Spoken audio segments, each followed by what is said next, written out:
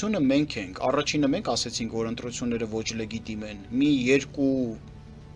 հոգիները սատանային վաճառածներ, թե դրսում վերընկած, թե ներսում, կանգնեցին մեզ մեղադրեցին, ասեցին, որ ռուսական ուղղություն եք թելում, դրանից հետո վարչապետ Փաշինյանն էլ ասեց, դրանից հետո խելոք բոլոր քաղաքական ուժերներ ասեցին, որովհետև ես փաստը ներկայացրեցի ինչի է այդպես։ Դե հիմա գնացեք ձեր հակապետական, հակա Հայաստանի Հանրապետության դեմ իրականացրած գործողությունների համար հաշիվ տվեք ինքներդ ձեզ, այ հակապետական տարեր։ Հիմա իմ հարցին ըստ էության։ Հիմա ձեր հարցին ըստ էության, մենք ամեն ինչին առաջինն ենք արձանագրում եւ ասում, եւ ես միջև նախընտրական գործընթացներն էլ էի ասում, որ անկախության հռչակագրին մատով դիպչել չի կարելի եւ Նիկոլ Փաշինյանի սահմանադրական փոփոխությունների պլանին մենք դեմ ենք։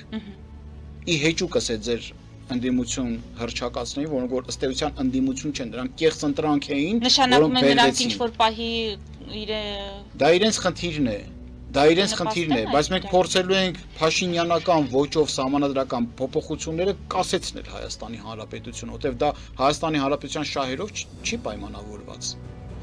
Անշուշտ Հայաստանի Հանրապետության սահմանադրությունը փոփոխման ենթակա է, բայց դա չպետք է անի մի իշխանություն, որը ոչ լեգիտիմ ընտրություններով վերարտադրվում է։ Դա նոնսենս է։ Դա ինչպես եք պատրաստում անել։ Մարդկանց բացատրելով, հասկացնելով եւ այլ քաղաքական գործընթացներով, որոնք որ հարկ կհամարենք մեր խորհրդակցությունների արդյունքում։